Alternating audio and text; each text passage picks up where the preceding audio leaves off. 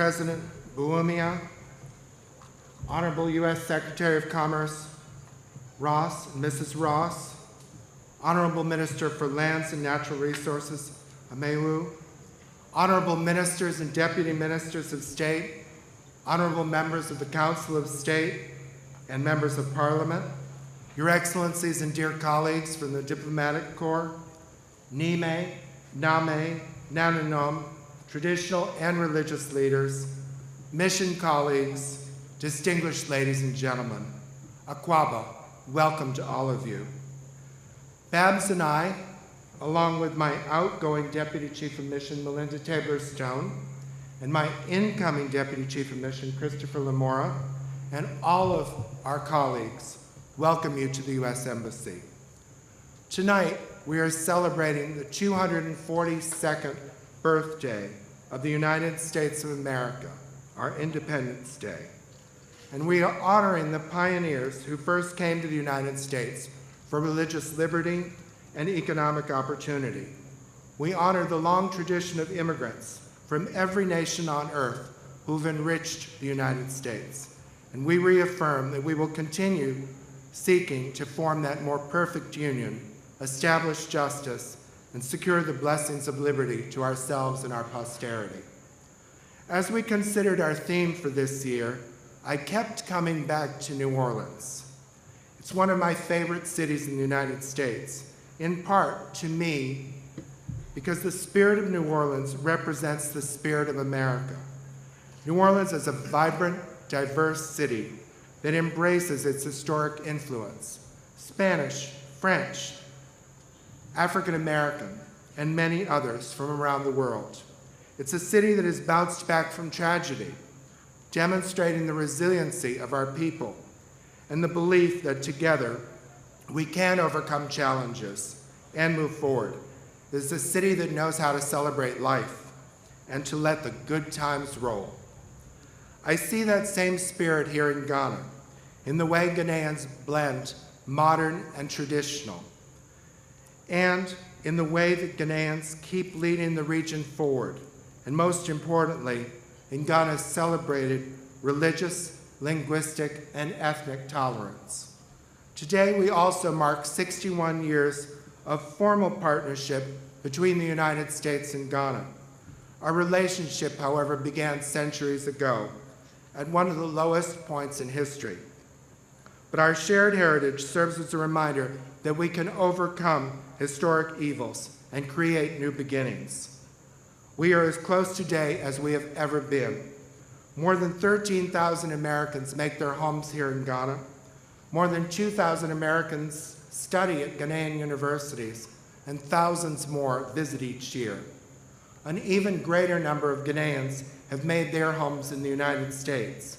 More than 3,000 Ghanaian students are enrolled in American colleges and universities, and tourists travel back and forth every day, as do entrepreneurs seeking commercial opportunities. Thanks in part to them, our bilateral trade exceeded $1.6 billion in 2017.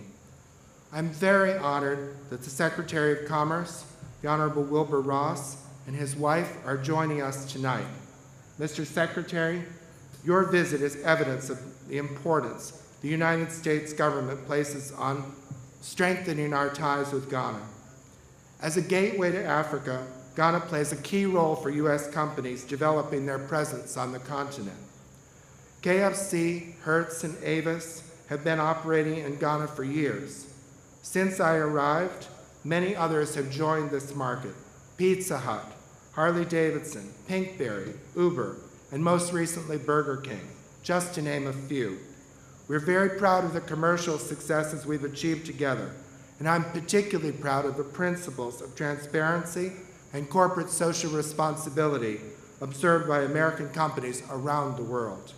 These investments create employment opportunities for Ghanaians and help stimulate economic growth and development. At the same time, Ghanaian entrepreneurs, many of them beneficiaries of U.S. government exchange programs, are creating new opportunities across the country. A thriving, prosperous Ghana is in America's national security interest.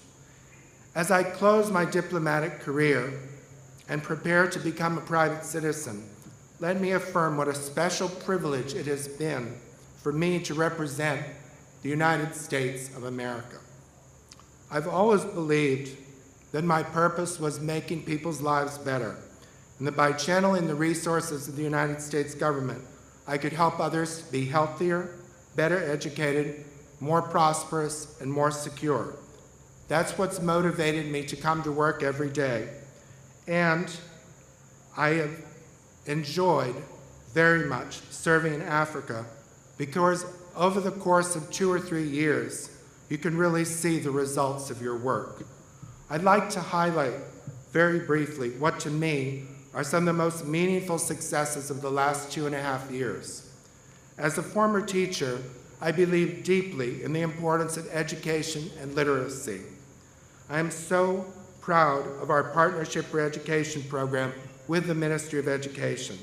Over the last 2 years, we've reached 700,000 primary school students in every region of the country, with 5 million books and teacher training aids to help children learn to read in 11 indigenous languages as well as English. We've trained more than 30,000 Ghanaian educators in phonics and reading over that time, and we're just getting started. I'm also proud of our health partnership, which has saved countless lives.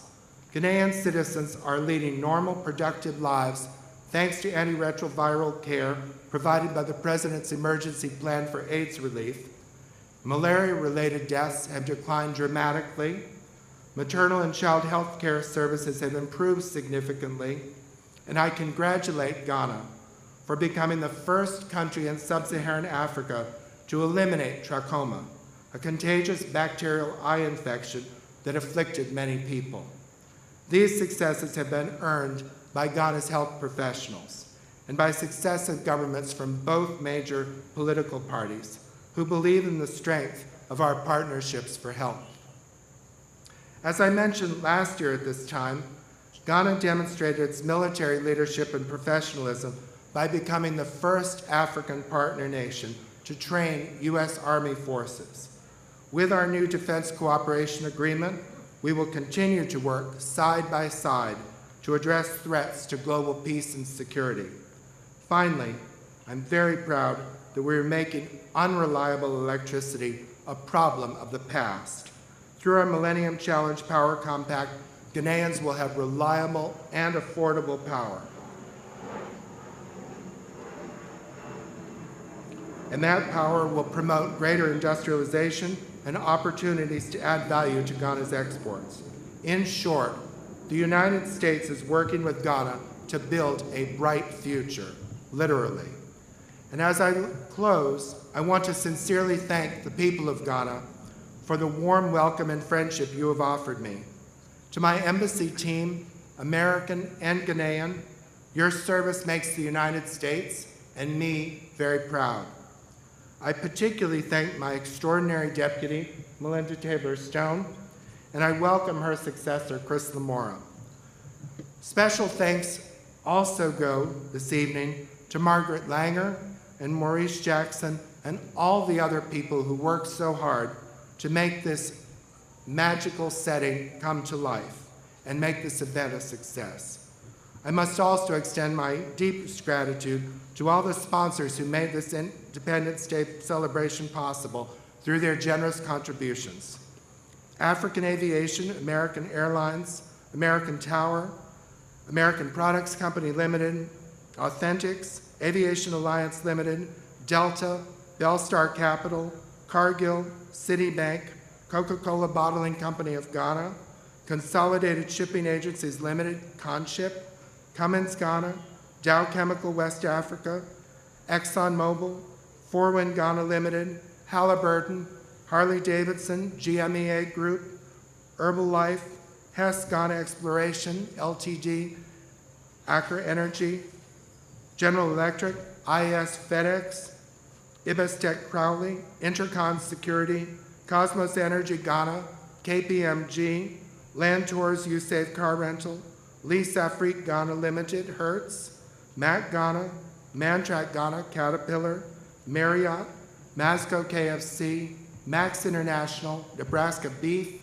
Newmont Ghana, Pinkberry, Pizza Hut, Counter Burger, PricewaterhouseCoopers, Rana Motors, SMIC International, Rendeavor, Apollonia City of Light, Tannic Ghana Limited, Trimble Export Limited, United States Pharmacopoeia, Visa, West Africa Gas Pipe Company, WAPCO, the Whitaker Group, Webster University Ghana, and Y Distribution, YOLO Urban Grill.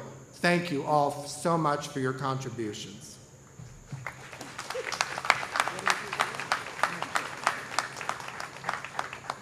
Finally, and above all,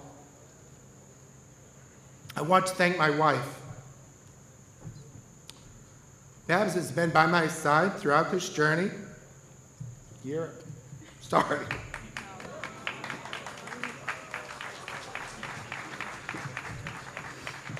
Year after year, country after country.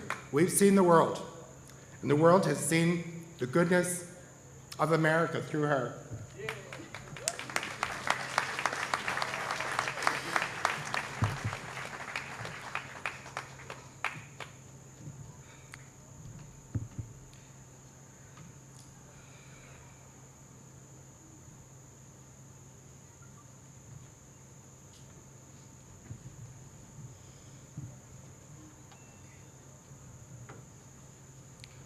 Now, please join me in a toast to the good health and long life of His Excellency, President Nana Addo Dankwa Akufo-Addo, to the United States and to Ghana. May the friendship and partnership between our nations continue to grow.